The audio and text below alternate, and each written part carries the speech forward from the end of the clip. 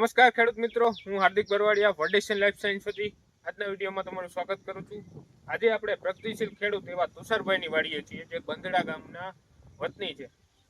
હવે તુષારભાઈએ એના મગફળીના પાકની અંદર પ્રાઇમસી આલ્ફાનો ઉપયોગ કર્યો છે.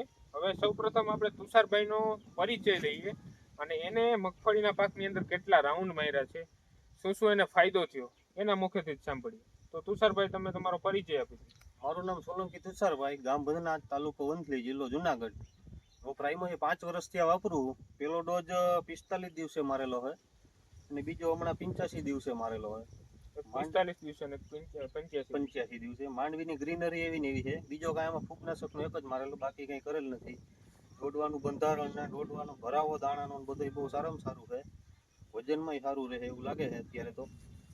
તમે ખેડૂત મિત્રો આ ફીલ જોઈ શકો છો, ગ્રીનરીમાં છે.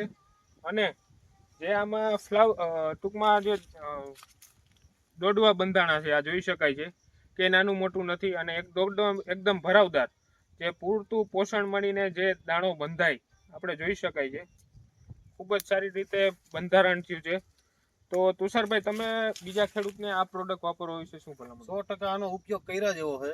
રિઝલ્ટ 100% મળે છે. છેલ્લે ઉત્પાદન ક્વોલિટી અને ક્વોન્ટિટીમાં બધી રીતે બહુ સારું રહે છે. વજનમાં સારું રહે છે અને છેલ્લે ભાવમાં સારું મળે છે બીજા કરતાં.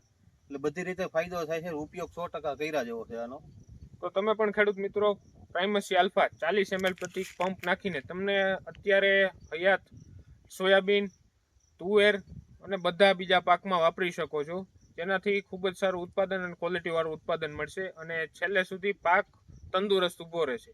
થેન્ક યુ, આભાર.